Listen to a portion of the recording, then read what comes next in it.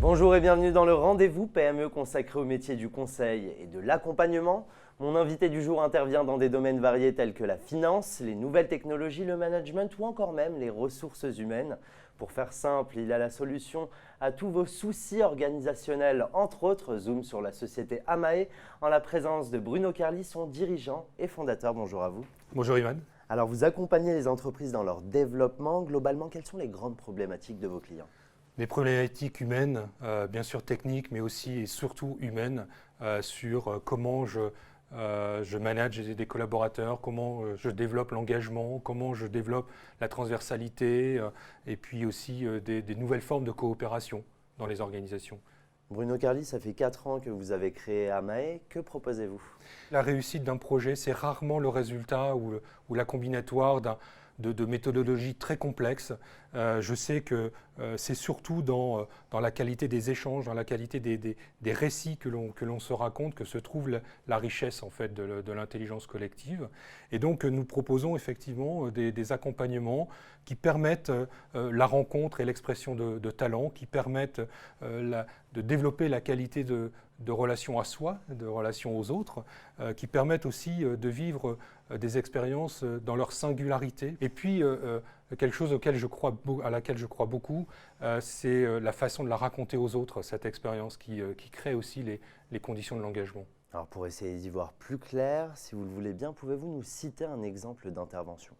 Bien sûr, j'ai en tête un établissement de santé de la région des Hauts-de-France, puisque je viens des Hauts-de-France, où il y a eu un gros déménagement d'un laboratoire et il s'agissait de pouvoir accompagner à la fois le management et les équipes à mieux vivre ce déménagement et l'emménagement dans ces nouveaux locaux. Et donc j'ai accompagné à définir un projet qui fait sens et puis à développer des plans d'action qui ont permis à chacun de retrouver une énergie et une envie de s'engager. Alors il y a un concept qui vous tient à cœur, vous intégrez l'humain dans votre stratégie d'action au service de vos clients. Pour quelles raisons ? Pour quelle raison ? Mais parce qu'en fait, le monde est récit. Et raconter, c'est déjà agir. Et raconter, c'est faire appel à l'humanité de chacun.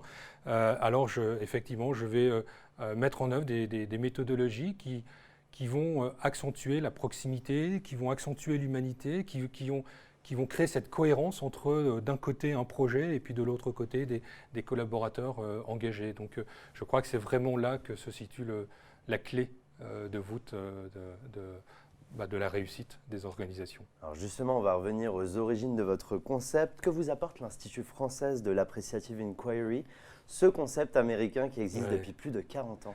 Eh bien, depuis plus de 40 ans et depuis plus de 15 ans maintenant en France, l'Institut français de l'Appreciative Inquiry propose de former et d'accompagner des consultants ou des praticiens en entreprise à mettre en œuvre les principes de la démarche appréciative ou de l'exploration appréciative, qui sont des principes simples à la base, mais qui sont extrêmement puissants quand on les manie. Le premier principe, c'est que les mots créent le monde et que poser une question à quelqu'un, c'est s'assurer d'avoir une réponse. Alors autant poser les vraies bonnes questions plutôt que par timidité peut-être ou par difficulté, s'exonérer de poser la vraie bonne question sur un vrai sujet qui compte. Alors je vais continuer à vous poser de vraies bonnes questions. On va parler de vos valeurs qu'incarne justement Amae auprès de vos clients et qu'attendent-ils de vous ?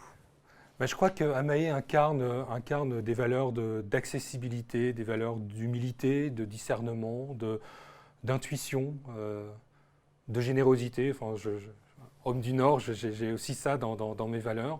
Je crois que c'est incarné dans mes interventions auprès des entreprises. Puis vous savez, les entreprises, qu'est-ce qu'elles attendent ? Elles attendent qu'on puisse leur proposer des logiques d'accompagnement adaptées à leur culture, ancrées sur leur territoire, en écho avec l'entreprise, ou en tout cas le projet entrepreneurial de l'entreprise. Et je crois que c'est ça que j'arrive à faire avec mes clients, c'est de toujours adapter, faire du sur-mesure et être proche de ces éléments culturels. Alors c'est presque la fin de l'émission, mais avant cela, on va parler au futur, on va parler de vos projets. Qu'est-ce que l'on peut vous souhaiter pour l'avenir ? Eh bien, que les entreprises, que les organisations, que les managers, que les leaders d'entreprises continuent à penser que ce sont bien les talents, les ressources, les forces qui créent la différence et moins et peut-être un peu moins les technologies d'ailleurs. En tout cas, les deux sont compatibles et sont complémentaires. J'aimerais continuer à pouvoir agir et faire en sorte d'accompagner ces générations qui arrivent sur le monde du travail à finalement explorer ce qui fait sens pour elles, pour imaginer et être les actrices d'un monde et d'un avenir choisi et pas d'un avenir subi. Alors justement, actuellement, vous êtes en train de travailler sur l'écriture d'un ouvrage. Oui. Parlez-nous-en brièvement.